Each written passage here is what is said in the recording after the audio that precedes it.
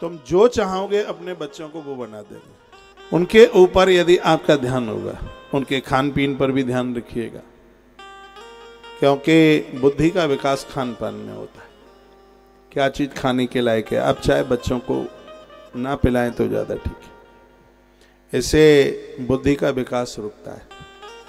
जैसे वृक्षों में क्या डालना है क्या नहीं डालना ये विवेक होना चाहिए, तो बच्चों को भी क्या खिलाना है क्या नहीं खिलाना। ये बाजार की चीज़ें, चीन का ज़्यादा आहार आप बच्चों को देते हैं, छोटे छोटे बच्चों को आप डिब्बे का दूध देते हैं घोल करके, इससे एक तो बच्चों की हाइट रुकती है। वर्तमान समय में बच्चों की हाइट बहुत रुक रही है।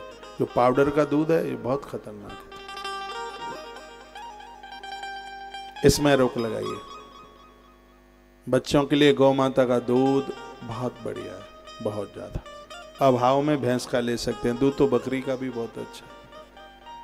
बकरी के दूध से आंख की ज्योत बढ़ती है। यदि किसी की आंखों में बहुत दर्द है, बहुत ही ज़्यादा आंखों में कष्ट है, तो बकरी के दूध में थोड़ा चूना डाल करके और यहाँ लगा ले, आंखों का कष्ट दूर हो जाता है बकरी का। प्लेट कम हो जाए पेट में, अंतस में प्लेट कम हो जाए उसको, तो ऐसा बकरी का दूध है जिसको लेने से प्लेट बढ़ जाती है। पपीते के पत्तों का रस प्लेट्स बढ़ाने के लिए बहुत ऊपर है, उसी में से एक बकरी का दूध है। एक बार वो उतना समय हो गया है, ऐसी बीमारी फैली हुई थी इसमें प्लेट इतनी कम हो रही थी, बकरी का दूध 1500 रुपया केजी हो गया था।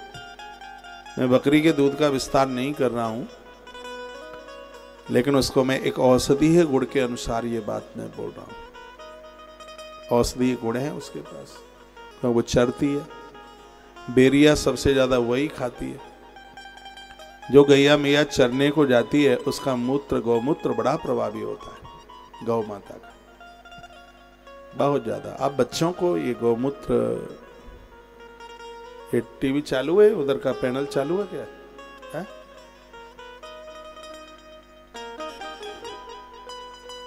ये वाला इधर रखना है, इधर से एक कुर्सी पर रखा, ये रख दे। गौमूत्र आप एक 25 ग्राम पर डे लेते रहें, प्रत्येक दिन लेते रहें, तो बीमारी तो रहेगी ही कहाँ। चलो ठीक है, तो उनके खान पान का ध्यान रखिएगा, ये जिम्मेवारी आपकी है। माँ जितना ध्यान रखेगी बच्चे बन जाएंगे। हमारे लिए हमारी माँ ने क्या क्या किया वो हमें आज तक याद है। मैं प्रणाम उस माँ को करता हूँ जिसने हमें कभी स्कूल भूखे नहीं जाने दिया। उस समय टिफिन तो चलता नहीं था, रूमाल में पराठे बांध के रखती थी। आम का अचार होता था, मिर्च होती थी, नींबू का अचार होता था। कभी याद कर लेते हैं तो आंख में आंसू आ जाते हैं। तो लाड़ जो दुलार जो स्नेह माँ का होता है, पापा तो कभी नहीं दे सकता, कभी नहीं। जिसने कभी भूखों नहीं जाने दिया, चिंता करिए उसे। अगल बगल में कोई गीत गपते थे, 4 बजे स्कूल की छुट्टी होती थी, बोलते हमारे बच्चे आने वाले हैं, अब मैं नहीं रुकूंगी, पूरा दिन हो गया, उन्हें भूख लगी होगी, छोटे बच्चे हैं, बोलते थे। माँ की देख रेख में बच्चे बहुत कुछ बन जाते हैं। इसलिए तो कहा गया है, सारे तीर्थ कर लो, सब कुछ कर लो, एक ऐसी माँ है जिसके ऋण से औलाद कभी उऋण नहीं हो सकती। तो बहनों को तो बहुत ध्यान देना चाहिए अपने बच्चों के ऊपर, लेकिन यहाँ ध्यान दिया गया नहीं था तो वह बच्चा चरित्रहीन हो गया। तुम लोगों में इतना मूवमेंट क्यों होता है भाई?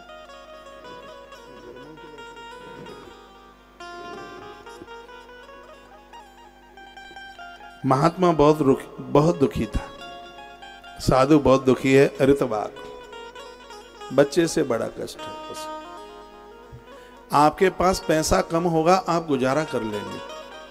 आपके पास रहने के लिए मकान नहीं होगा तो भी आप गुजारा कर लेंगे। कपड़े लत्ते कम होंगे, आप गुजारा कर लेंगे। लेकिन घर में औलाद बिगड़ी है, जीवन जीना मुश्किल हो जाएगा। इसलिए ग्रंथ भी कहते हैं धरती का वही पिता धनवान है जिसकी संतान बढ़िया है, जिसके बच्चे बढ़िया हैं। परमात्मा ने जिसको अच्छी औलाद दे दी है, बहुत कुछ उसको दे दिया। और एक माता पिता इसलिए पूजा पाठ हर दान पुण्य इसलिए करते रहते हैं, औलाद बढ़िया हो, संतान बढ़िया हो। और ये संस्कार परिवार से चल करके आते हैं। आंख में आंसू थे,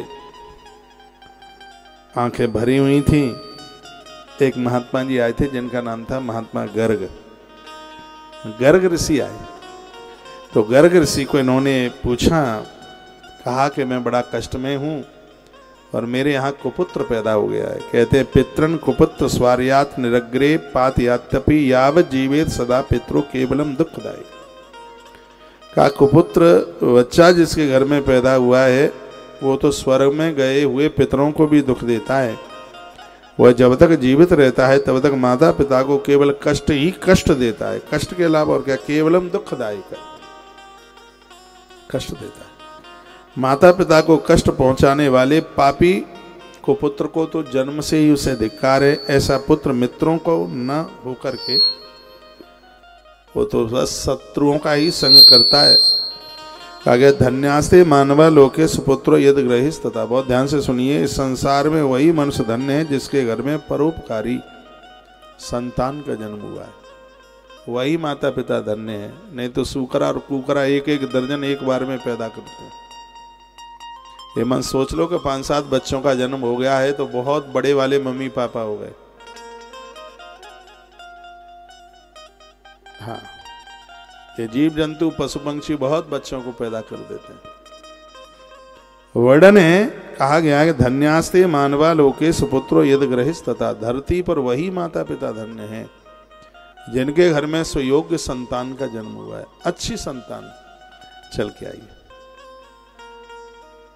जो माता पिता के परम हितैषी है। और मैं कहना चाहूंगा अपने भाई लोगों को, 4 पदार्थ वही हैं जहां पर माता पिता को देवों की तरह माना। 4 पदार्थ करतल ताके प्रिय पितु मात प्राण सम जाते।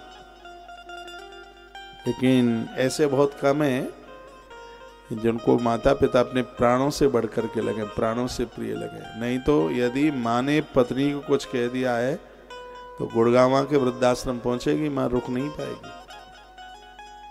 सब कमियां माँ में ही दिखती हैं, घरवाली में तो दिखाई ही नहीं देती बिल्कुल। मुझे ऐसे मिलते हैं ना ये परोपकारी लोग, कहते हैं बुढ़ापे में सब वृद्धों का दिल दिमाग सब बदल जाता है। मेरी घरवाली इतनी बढ़िया है और माँ को ऐसी आदत है, स्वभाव इतना चिड़चिड़ापन हो गया है, बस वो खोजती ही रहती है। मैंने पूछा तुमने अपनी आंखों से देखा है क्या, कानों से तुमने सुना है क्या? नहीं, मेरी घरवाली बोलती है, मेरी सास भी बोलती है, मेरी सास इतनी अच्छी है, वो भी बोलती है कि बेटा तुम्हारी माँ ठीक नहीं है। मैंने कहा हाँ बिल्कुल, माँ अच्छी लगती ही तब तक है जब तक सास का हाथ नहीं सिर के ऊपर घूमता। गोस्वामी जी ने लिखा ना, ससुरार प्यारी लगी जबते रिपरूप कुटुम्ब भय तबते, नहीं माँ नहीं माँ तो पिता तब लो, अबला मुख दीख नहीं जब लो। मम्मी पापा की बात तो तब तक ही मानी जाएगी जब तक रिंकू ससुराल न पहुंचा। फिर सास माँ का हाथ घूमा, फिर तो महाराज, फिर तो फिर रही है। मैं कहूंगा एक तरफा मत बनिए, देखिए। और ये मैंने बहुत करीबी से देखा है कि तुम्हारी पत्नी भले ही तुम्हारी माँ का कभी आदर नहीं करती, वो माता हमसे मिलती हैं और कहती हैं कि बहू के माथे में बहुत दर्द होता है, महाराज जी कोई दवाई हो, कोई औषधि हो तो बता दें। मैं कभी पूछ लेता हूँ कि वो तुम्हें रोटी पानी के लिए पूछ लेती है, रो पड़ती हैं बूढ़ी माता, और कहती हैं वो कभी भी ना पूछे, आखिर में तो मेरे वंश को पैदा करने के लिए उसने हमारी देहली पर पाम रखा है। वो ऐसा बोलती, तुम्हारे आने के लिए उसने बहुत उपवास किया, बहुत व्रत किए तुम्हारे आने के लिए। किसी का बेटा 28-30 का हो जाए, उस बूढ़ी माँ को पूछिए उसके ऊपर क्या बीती है। वो तरसती है एक बहू के लिए, उसके इतने इंतजार में बहू आती यदि वो ये पहले सोच लेती कि बहू आते ही मुझे धक्का देगी, घर से बाहर निकालेगी, तो शायद कोई माँ अपने बच्चे को विवाह करने को तैयार होती। इसके ऊपर दया करो मेरी बहनों। आप कहोगे ये बूढ़ी माताएं भी कम नहीं है। देखिए, मैं कहूँगा ये वृद्ध हैं, स्वभाव थोड़ा तीखा हो सकता है, लेकिन मन में कपट नहीं है, बिल्कुल पक्की बात है। ये मन की साफ सुथरी है। तुम बोलचाल बंद कर दो तो तुम्हें तो 6 महीने तक कोई असर नहीं होता, लेकिन 24 घंटे भी बहू बोलचाल बंद कर दे तो ये तड़फड़ाती है, जगह जगह कहती है, पूछती है मेरी बहू ने आज मुझे बोला नहीं है, आज कुछ मुझसे कहा नहीं। वो रोती है, बहुत कष्ट पाती है, बहुत दुख पाती है। कथाएं कहानी किस्सा बनकर के ना रह जाए।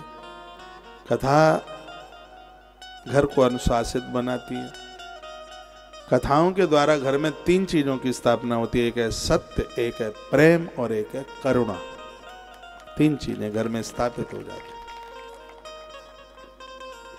कथा हमें यही तो देती है। और सीधी बात है, तुम अपनी सास को कष्ट दोगे तो प्रकृति में देर अंधेर नहीं है, और ये बिल्कुल पक्का है कि वो बदला प्रकृति लेगी। एक बेटा अपने बाप को लेके चला, साइकिल पर बिठाया, सत्य घटना थी, वृद्धाश्रम छोड़ने के लिए चला। रास्ते में एक पत्थर की शिला पड़ी हुई थी। कहा पिताजी यहाँ बैठिए, मैं आपको पानी लेकर के आता हूँ। उसने अपने बाप को वहीं बिठा दिया, पानी के बहाने घर चलाया और पत्नी को बोला तेरे मन की बात हो गई, ऐसी जगह छोड़ करके आया हूं कि वो यहाँ का रास्ता ही नहीं ढूंढ सकता। ऐसी जगह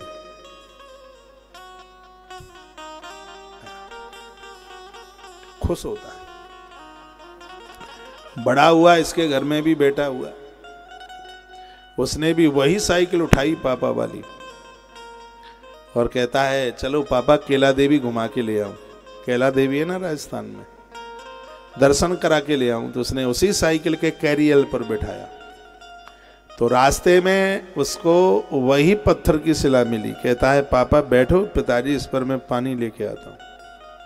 वो भी उसी पत्थर पर बिठा के आ गया घर के लिए, मुड़ के देखने को नहीं गया। अब वो रो रहा है, कहता है हे दुनिया के लोगों, प्रकृति में देर नहीं अंधेर है, मैं मरने को जा रहा हूं। इसी पत्थर पर मैंने अपने पिता को छोड़ा था, वो रो रो करके मर गया, और ये भी उस पत्थर पर रो रो करके मौत को प्राप्त हो गया। देर हो सकती है, अंधेर नहीं, प्रकृति बदला लेती है।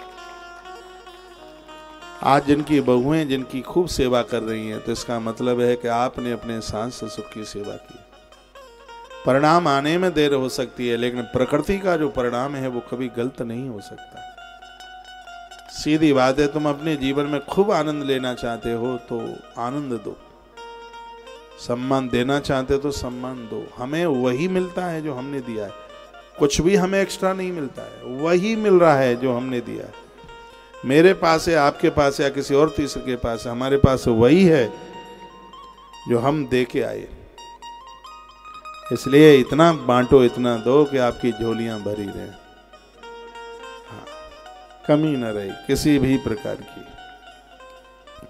तो कुपुत्रेण कुलम नष्टम कुपुत्रेण हतम यशः। कुपुत्र संतान के द्वारा कुल नष्ट हो जाता है, यश समाप्त हो जाता है। कुपुत्रेण चाह मुत्र दुखम निर्यातना। कुपुत्र औलाद को जन्म लेने से नरकों के अलावा और मिलता ही क्या है। कुपुत्रेणात् बहु नष्टो जन्म नष्टम कुभार्यः कुभोजनेन दिवसा कुमित्रेण सुखम कुतः। क्या सुंदर सा वर्णन किया गया है। कुपुत्र के कुल से नष्ट, कुपुत्र के आगमन से कुल नष्ट होता है, कुपुत्र से यश नष्ट होता है, कुपुत्र से लौकिक तथा पारलौकिक सुख नष्ट होते हैं। दोनों जगत में दुख तथा नरक की यातनाएं भोगनी पड़ती है। कुपुत्र वंश को नष्ट करता है, दुष्ट पत्नी से जीवन नष्ट होता है। भगवान कृपा करे आदमी कुंवारा रह जाए, लेकिन धुंधुली जैसी घरवाली किसी को न मिले। पाँव में कांटा लगे, कुछ देर के लिए कष्ट होता है, लेकिन ये 4 लोग ऐसे हैं जो एक एक क्षण में कष्ट देते हैं। कौन कौन है सुनिए। बर्डन है सेवा करने वाला अविवेकी, मित्र कपटी, पत्नी कुनारी और राजा कंजूस। राजा पैसा इकट्ठा करता हुआ अपने परिवार के लिए इकट्ठा करे, पत्नी कुनारी हो, चरित्रहीन हो। भगवान करे ऐसी स्त्री ऐसा पुरुष किसी को ना मिले। और जीवन का एक बहुत बड़ा अपराध है अपने पति को धोखा देना। इससे बड़ा अपराध नहीं है।